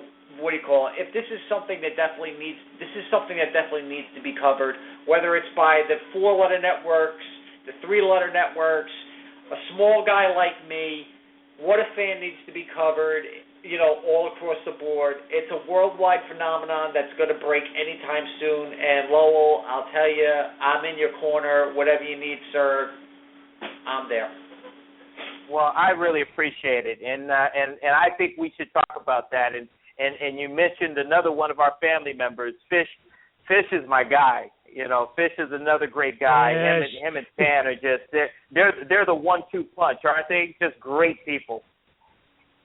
Yeah, they are. They really are. So, Lowell, thank you so much for joining me this evening. I definitely will have you back on in a not too distant future. To continue the What a Fan. The What a Fan. I was about to say revival. That wasn't a good. It's never been a revival. It's been around. Time. But But when you go to the sports conference, it feels like a revival, because from what I understand, it's really a great time. Thank you so much, and hope to talk to you soon. Thank you, guys. Really appreciate it. Have a great night. All right, bye-bye. That was Lowell Moore, the CEO of What a Fan. Oh, my God, what did I just get myself into? And I guarantee you, Pamela Michelle, if you're listening out there right now, you're probably hysterical laughing, because I think I just shot myself in the foot. No, I'm joking. But anyway, we're going to the home stretch right now. What better person to bring in the home stretch than the host of one of the better talk shows that I've listened to on Talk Zone Sports.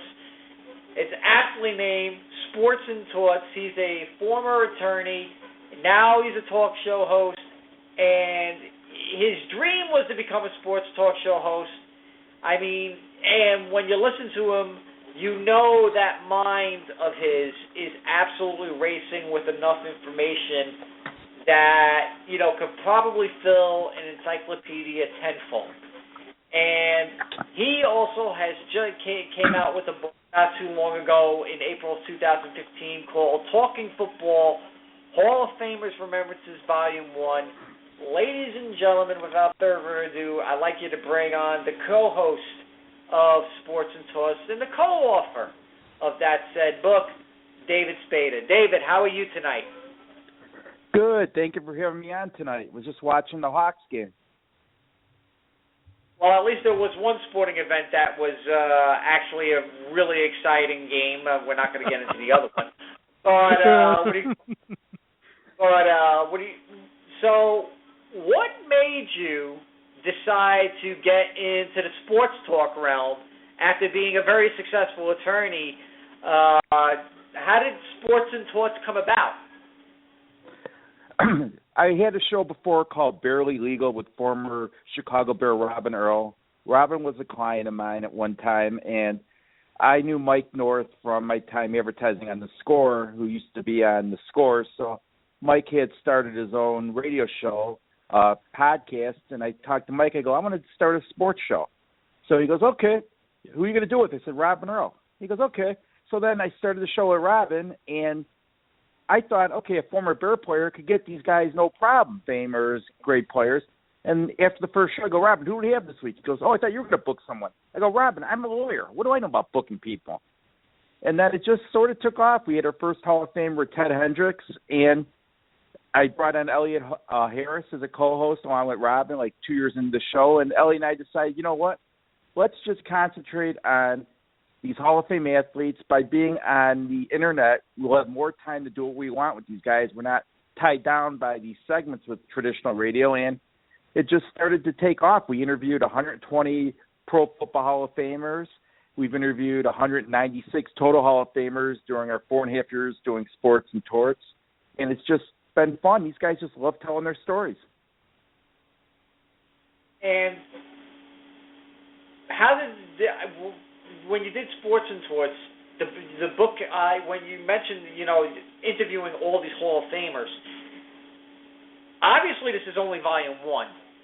How many volumes do you think will be coming out? Because it seems to me that this is something that can go on for a very long time, especially when you get stories from some of the greatest football players of all time.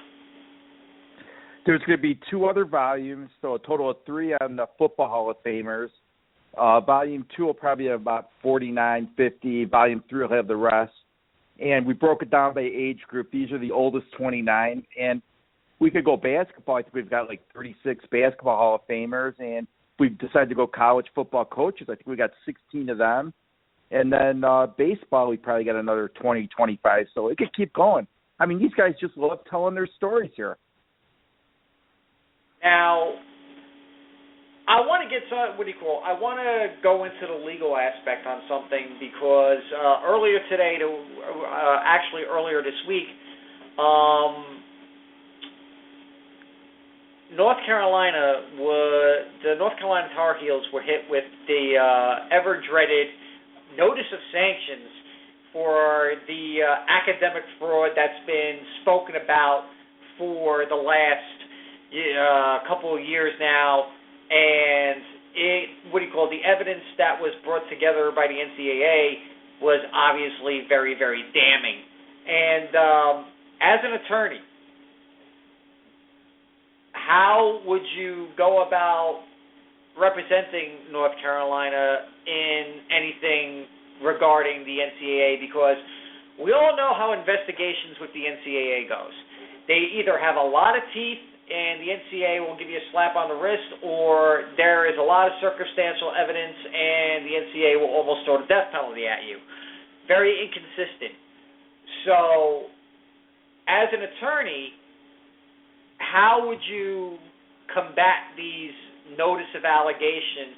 And as a sports talker, and as a sports guy, what's your take on everything that's going on with the notice of allegations in North Carolina right now?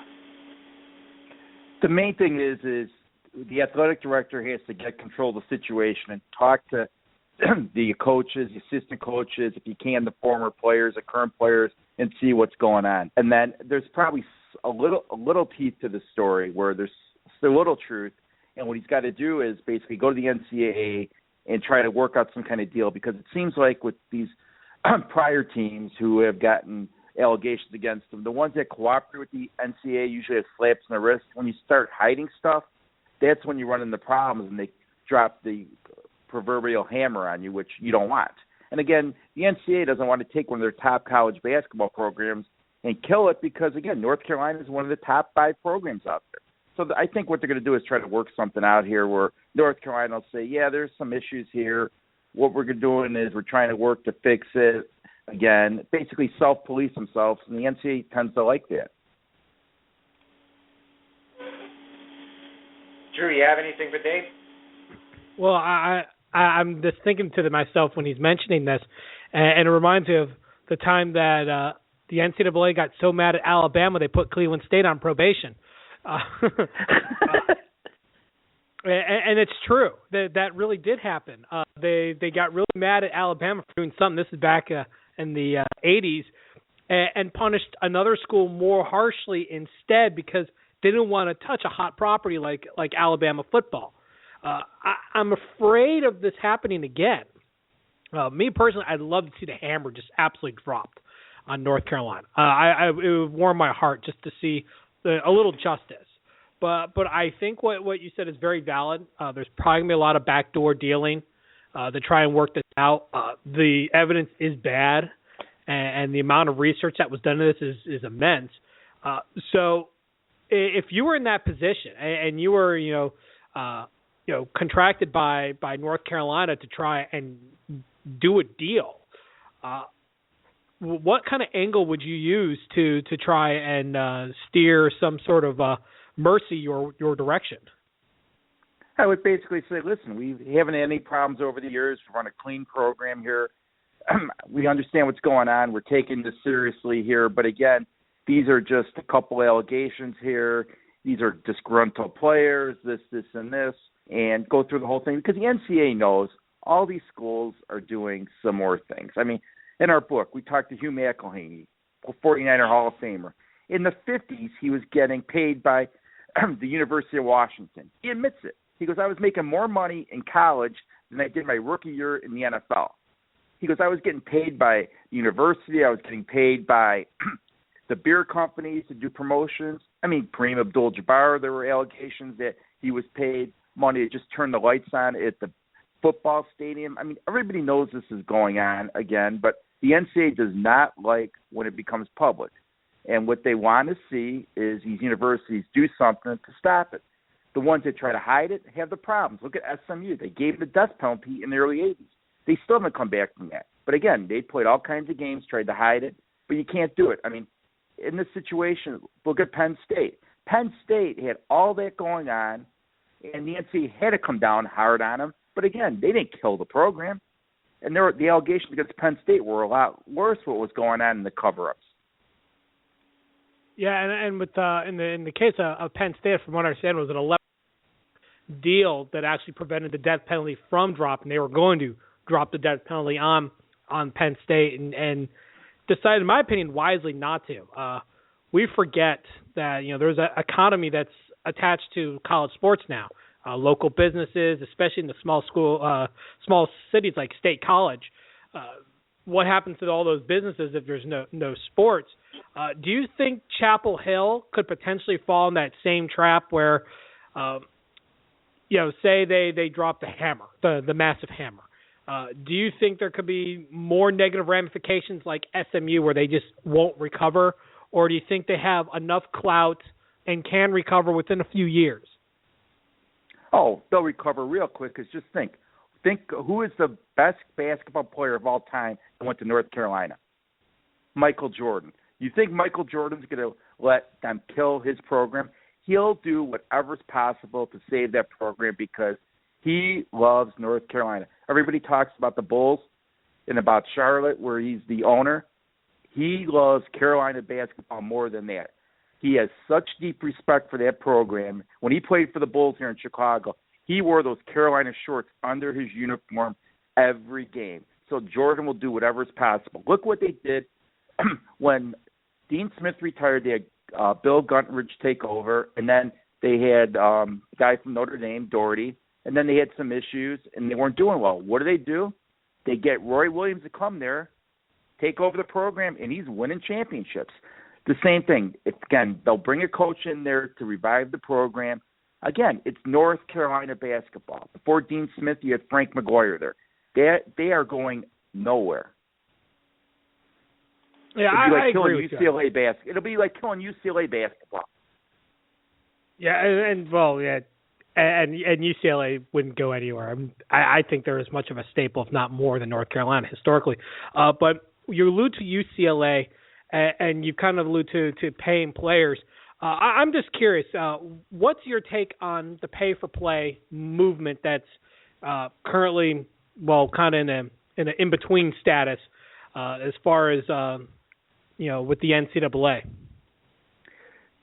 The problem they're going to run into is, I think, the workers' comp situation. Because now if an athlete gets injured, they can't claim workers' comp. Once you start paying them, They're employees of the university, and they can make comp claims. Think of the amount of injuries that are happening. Every state has their own workers' comp system. So you take a guy in Illinois here, tears his rotator cuff, has surgery. I mean, if he could show that he lost his ability to earn a living, say in baseball, and make millions, he'll have a wage differential claim. And the money will be astronomical that these will cost universities here. Right now, they're not paying comp claims on this. Everybody says, well, they should get paid. They look at what the university is making. The university does not want to start having to pay these athletes, besides the salaries and the tuition, the claims that could come out of this. I mean, look at the NFL with these concussion lawsuits. The settlement's close to $1 billion here. You think the NCAA wants to go that route with workers' comp? Illinois' got the second highest workers' comp prices in the country right now. You bring these athletes in here, I'm telling you, in Illinois, these athletes will be getting big money because every one of them will be claiming when they have an injury, oh, I could have played in the NFL, I could have played in the NBA, and they're going to be getting paid out. I mean, you're looking, and it's not just the major sports. Every single one of them are going to be making those claims because that's the other thing. You have to treat every sport equally. You have equal men's and women's sports then, so you can't just pay the men's basketball, football. You have to pay the women because then you're going to have questions that they're treating the men different than women. You're going to have all kinds of issues here. Yeah, and I like how you went the workers' comp direction. I'm actually a property and casualty insurance accountant, so I see workers' comp stuff coming through. So I understand full well of the dangers in which you speak. So the real question is, what's the alternative? If there needs to be some sort of royalty or something, we're already seeing full cost of attendance, which I guess can be a workaround for pay for play. They're just getting a stipend instead. Is there any other workaround solution they can use, the schools and the NCAA, to at least give some sort of financial kickback to these student athletes without them being employees? The problem you run into is the only sports that make money on the college level are the major sports, which are men's, football, and basketball. The other sports are not generating revenue for these universities. And even these major sports, you take the mid-level Division I programs in basketball, and the lower ones, they're not making money. I mean, you see the top 20 teams making tens of millions of dollars, but again, the average schools here are not making the money off these sports here. Again, everybody, when you watch TV, you're not watching, like you said, Cleveland State play. You're watching North Carolina in basketball. You're watching UCLA. You're watching Indiana. In football, Alabama, you're watching Texas, those schools. Again, you're not watching the lower level schools. And there's over 300 Division I schools in the NCAA in basketball here, and probably, I guess, the top 50 are probably the only ones making money. Watch some of the smaller schools on TV when they have the games on ESPN2, ESPN3. They might have 5,000, 6,000 fans in the stadiums. They're not filling those things up. It's not Duke, North Carolina, Indiana.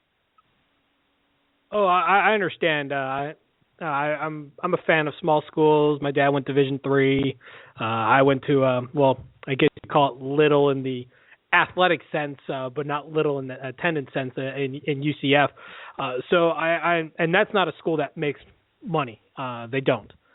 They're part of the have-nots, much like any of the MAC schools, Conference USA. So when we're starting to see what school is that? Is it University of San Francisco? No, Central Florida. Oh, okay. It's UCF. I thought you said University of San Francisco. No. Though I do like how USF is automatically assumed to be University of San Francisco instead of the geographically challenged university over in Tampa. I'm just saying, friendly rivalry there. But we're seeing a schism, and it kind of goes with this. We're seeing the schism between the haves and the have-nots, in particular division in the FBS, where this cost of attendance issue is rising up. Do you see more schools going the way of like UAB and starting to cut sports? Because I heard current reports out there saying that even with the new reports out there, UAB is not reinstating football. So do you see that this this money issue is going to start causing other programs to consider cutting or flat out cutting major sports like football. Yeah, because, I mean, if they're not making money in football, what they could do is not only cut the football program, they would cut a women's program to even it out, because they have to have equal men's and women's programs, so it makes it a lot easier. So they knock out the programs that are costing the most money here in these school sports. Think of this. Could you imagine a football team going undefeated in football and the next year not playing? Dropping the program. That'd be insane. It happened. It happened. Which program did that? It was University of San Francisco.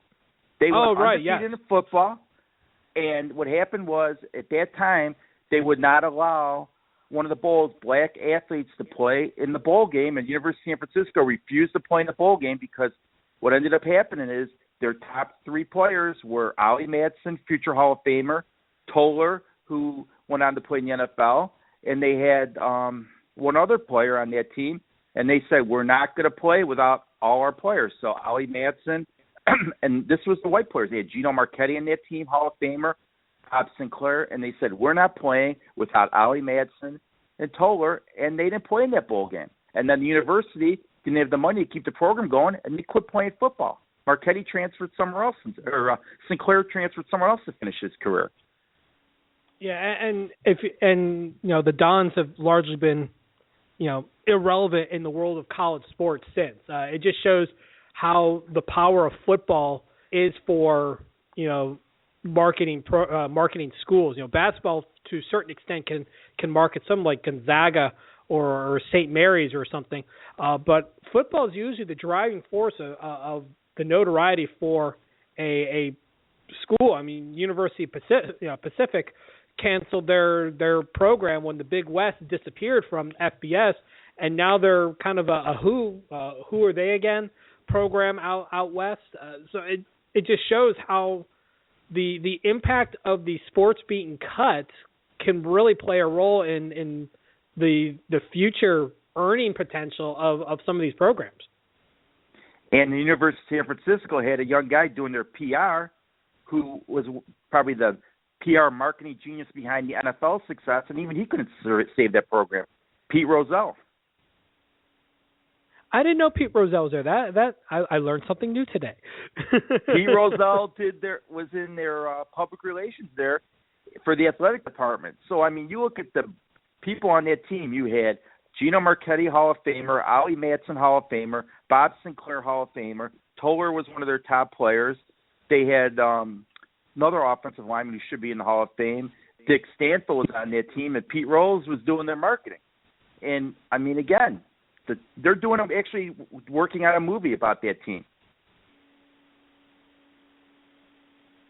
All right, I got one more for you, and then I'm going to pass it back to Nick. You've got a who's who of Hall of Fame interviews. I mean, just an amazing list. That if you had to pick one that was your favorite interview, who would it have been? Which one? In this book, it was Art Donovan.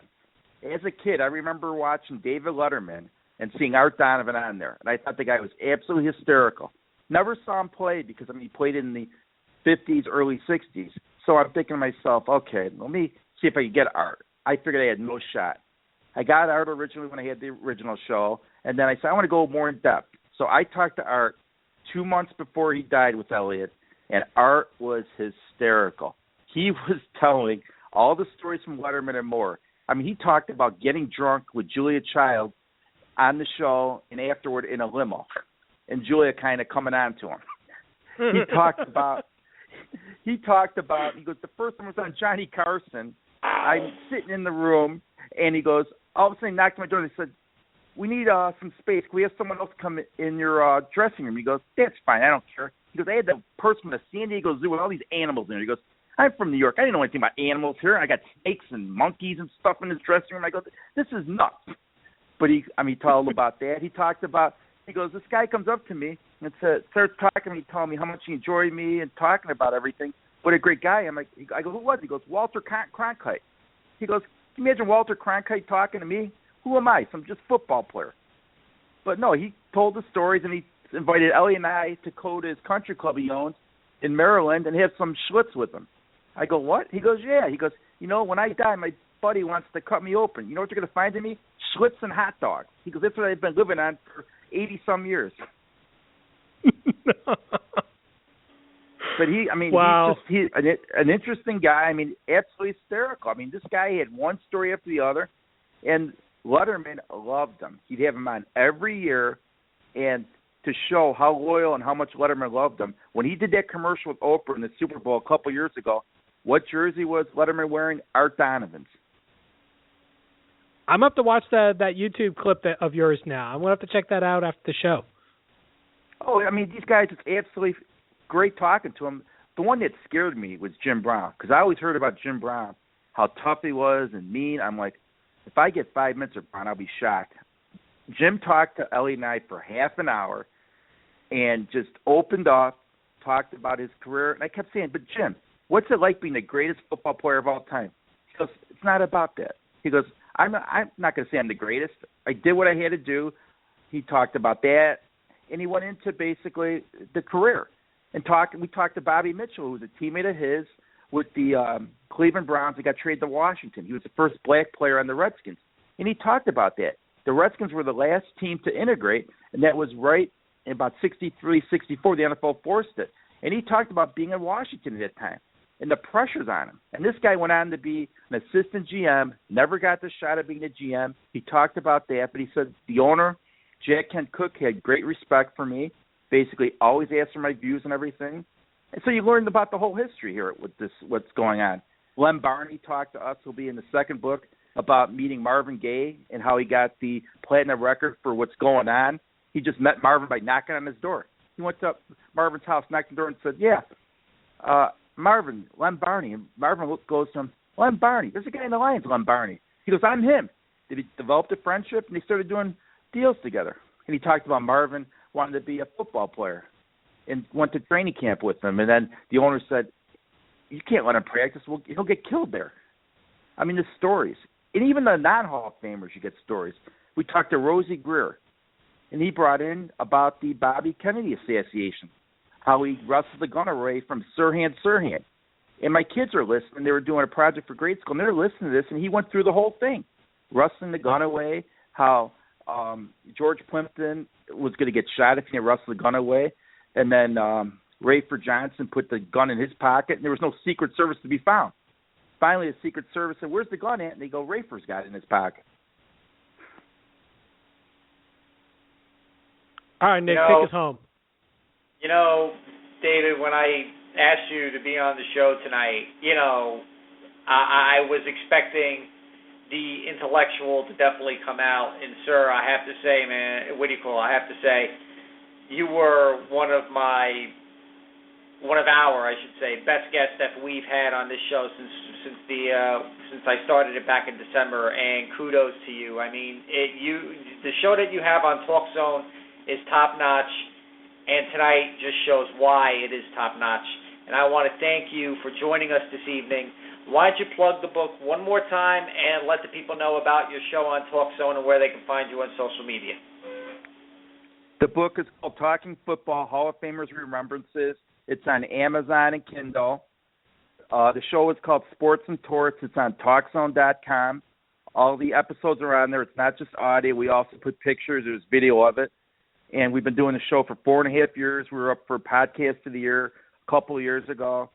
And so I'd appreciate everyone buying the book, the first, second, third, any future ones. And I still want to get my favorite football players interview. I can't get it. It's Dan Marino. So if anyone can help me with Marino, let me know. Give Dan a call. I've talked to Mark Clayton, Dwight Stevenson, Richmond Webb. I said, get me Marino. And they go, yeah, we'll work on it. I said, you know what? If he's not going to be my favorite player much longer. I'm going to leave that one alone. Yeah, we don't have that type of pull, but I may know someone that deals with the Dolphins organization that maybe can pull a string. But I can't guarantee that. But thank you so much for joining us tonight. We'll definitely have you back on in the future. Sounds great. Good luck with your show. Thank you. Have a good night. Thank you. You too. And that was David Spada from Sports and Torts. Another great interview. So, good sir, before we depart, we're probably going to run out of time, live time, ladies and gentlemen, but we're going to go into overtime, so you'll be able to listen to this full podcast when it's up and running tomorrow. So in case we get cut off, don't worry about it. The show will still be going, and that'll be that. So, good sir, after all this time on the sidelines and, wondering when you were going to get back in the game, how did it feel? Was the rust that noticeable? Actually, no. I didn't notice anything at all. I mean, it was like you've been doing this for a while, and you were lying to me saying that I've been on the sidelines for so long.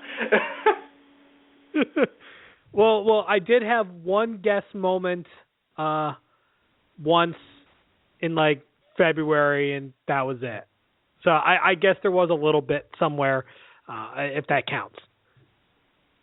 Well, I got to say, Drew, having you back on air is really, really cool. And, there was a reason why our show on TSCRN was always a lot of fun and always had everybody on their edge of the seat because they never knew what was going to be coming. And when I created the Mad Scientist Sports Lab, and for those that are listening, I did ask Drew in the beginning if he wanted to come back on, and at the time, he had a lot of stuff going on and everything, and I was like, all right, well, there'll always be an open invite, and I got the text message. I want to get back in the game, and it took me 2 seconds of hesitation to say, when can you start? So this is this show was a lot of fun. This show was very informative, and the guests that we had tonight were nothing short of top notch. And it was made that much better, knowing that I had an old friend, an old co-host, an old new co-host, I should say. And I want to say thank you, good sir, for coming back into the game. Well, thank you for having me, Nick. You and I with TSCRN and times have changed, situations have changed, and this is something that never changed, is the fact that you and I have always worked well together, have been friends, and so it feels like I never left. I know, it's weird. And we even had that one Blog Talk Radio moment like we normally do where the mute button goes on, and the next thing you know, it's like, wait a minute, he's talking, and yet it's dead air. Shocker. Anyway, my name is Nick Ficorelli. I am the Mad Scientist of Sports. You can find me on Twitter at NAF_FSW Sports. You can listen to the show live every Saturday night from 10 p.m. to midnight. But then again, if you can't hear it live, you can download the podcast right here on Fantasy Sports Warehouse Radio, my home. Or you could find me syndicated on many other networks like I-95 Sports and Entertainment Network, War Room Sports, Happy Hour Network, the Arena Sports Network, Die Hard Sports Radio, Sports for Fans, Ace Network, The Sports Crave, Nuts and Bolts Sports, Late Night Sports Radio, and the Asylum Sports Network. Drew, take us home. Before I start, Nick, do you keep a piece of paper in front of you to remember all those? Absolutely, because there's no way I can remember this, by heart. But that's a good problem to have, the fact that, the show is so successful that you need to keep a sheet of paper with all these networks on it that it's simulcast on. But without further ado, my name's Andrew Gluchov. He's the Mad Scientist. I'm just mad. You can catch me on Twitter at StatBoyDrew. That's really it. I haven't been doing all that much this year. I've got other stuff going on, so I have nothing else better to bring to the table, Nick. Just a Twitter handle. Well, not only that, but as I stated in the beginning of the show, in case I happen not to be around, to do my show on Saturday nights, I do have a new number one apprentice, and you just heard him tonight. And I know if I'm not around, the show will be in extremely very good hands. So, with that being said, it's time to, tone down the beakers. It's time to erase the chalkboard and get ready for some new experiments next week. Because, ladies and gentlemen, the lab now is officially closed. Have a good night. We will be back next Saturday night, 10 p.m. Eastern Time. Until then, class dismissed. Good night, ladies and gentlemen.